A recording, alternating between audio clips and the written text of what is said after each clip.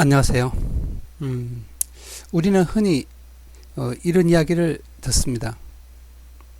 너 누구 닮았니? 이런 말을 듣죠.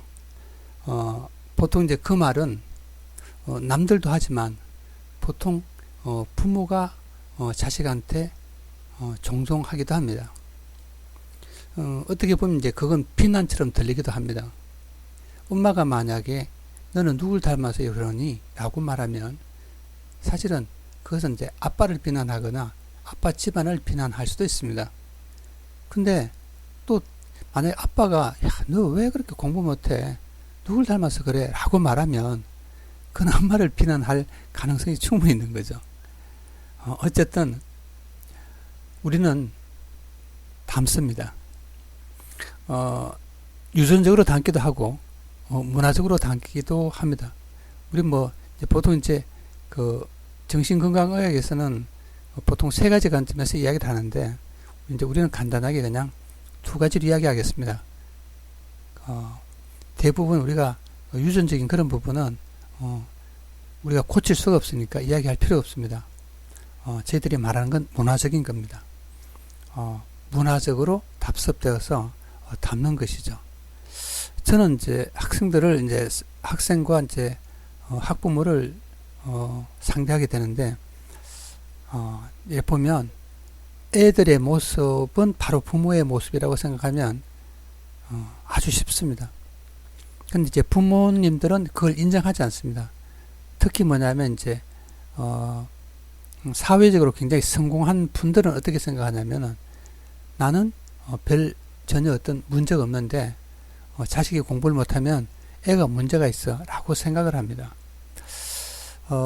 제가 이제 한두 가지 예를 들어서 한번 설명하면 이렇습니다. 어떤 애들은 보면은 이제 제가 오늘은 이 학생 두 명을 이야기하겠습니다.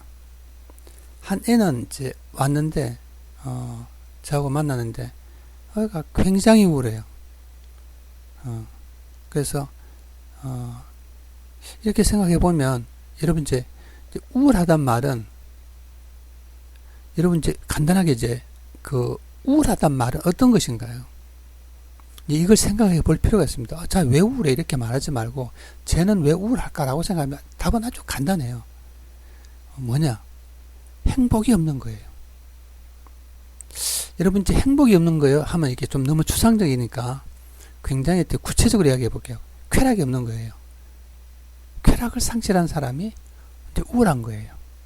다시 또 말하면은 쾌락에 대한 판타지는 갖고 있는데 거기에 접근할 수 없다고 본인이 결론을 내린 거예요. 그러면 희망을 잃게 됩니다. 그러면 우울하게 됩니다. 근데 이제 또 하나의 오해가 있을 수 있는데 이 쾌락을 여러분들 어떤 대단히 감각적이고 말초적으로 생각할 필요는 전혀 없습니다. 우리 삶 자체가 그 쾌락을 지향합니다. 그래서 이제 쾌락은 그냥 이렇게 생각하세요. 행복. 그게 너무 이제 감각적 이렇게 들리면 행복 이렇게 생각하시면 좋습니다. 자, 그래서 걔는 굉장히 쾌락을 상실한 사람이다. 이렇게 이제 볼 수 있었습니다. 근데 실제로 이제 보면은 엄마도 제가 이제 만나거나 통화를 할 때마다 딸 걱정만 하고 굉장히 우울했어요. 자, 이러면 이게 뭐냐 하면은 사실 우울한 사람은 첫째 특징이 뭐냐? 에너지가 없죠. 그러면 공부도 잘 안 하고 굉장히 회피하게 되고 또 한편으로 다르게 말하면은 학교 생활 이런 거 할 때 왕따가 되기 굉장히 좋습니다. 그럴 상황에 처하게 되죠. 왜냐하면 애가 가만히 있고 이렇게 에너지가 없고 하면은 그 약간 못됐거나 한 친구들은 괴롭히죠. 왕따를 시키거나 옆에서 치근덕거리면서 괴롭히게 되는 거죠. 근데 또 우리가 약간 이야기를 다르게 하면은 이제 우울한 친구들은 뭐냐면 그 친구도 많지 않죠. 왜냐하면 활동적이지 않기 때문에 친구가 없어집니다. 자, 이런 친구들은 이제 그 기본적인 정서나 사고 구조를 바꾸는 연습을 해야 됩니다. 그게 이제 어떻게 보면은 여러분 이제 상담실에 가서 그래 간단하게 이제 인지 뭐 치료라든지 그런 이제 흔히 말하면 우리나라에 대표적으로 많이 하는 게 이제 인지 치료 플러스 행동주의, 예, 이 두 개 중에 한 가지를 하거나 아니면 보통 이제 뭐 결합해서 하죠. 예, 그렇게 이제 많이 하는데 그거 몇 달 다닌다고 해서 변하지 잘 않습니다. 자, 그 다음으로 또 하나는 요새 애들의 대표적인 특징 중 한 가지 중에 하나는 분노하는 아이들입니다.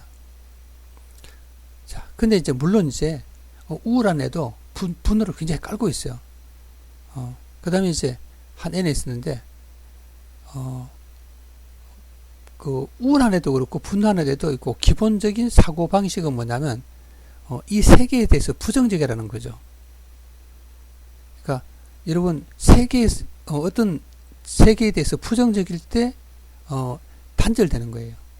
세계와 자신은 단절되는 거죠. 분노도 뭐냐면 세계를 거부하는 거죠. 그러니까 세계는 나에게 대해서 부당해 라고 이야기하는 거예요. 그게 이제 사실은 분노입니다. 그러니까 분노라는 것은 세계와 나와의 관계에 있어서 나는 억울하다. 다시 말하면 정당하지 못하게 나는 피해를 받고 있다. 부당한 대우를 받고 있다. 거기에서 일어나는 게 분노죠. 그러니까 불합리한 것이죠, 세상은. 그리고 세상은 나를 인정하지 않는 나쁜 존재죠. 그래서 분노가 일어나는 겁니다.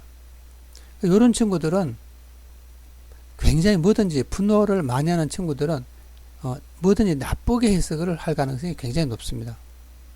뭐 사소한 뭐를 딱 하더라도 화가 나거나 나쁘게 생각을 하는 것이죠. 옛날에 이제 제가 겪은 애 중에서 한 명은 보면은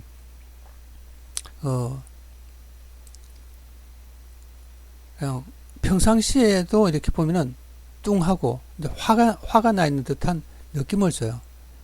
보통 이제 어떻게 보면은 고등학생쯤 되면은 여자아이들은 좀 명랑한 면이 있죠. 굉장히 명랑한 면이 있습니다. 그렇지만은 집에 보통 이제 엄마가 대부분 뭐냐면은 딸 아이의 화풀이 대상이 되죠. 그래서 어머니가 그 애를 적절하게 이제 도덕적이라든가 어떤 그런 식으로 통제하지 못하고 특히 이제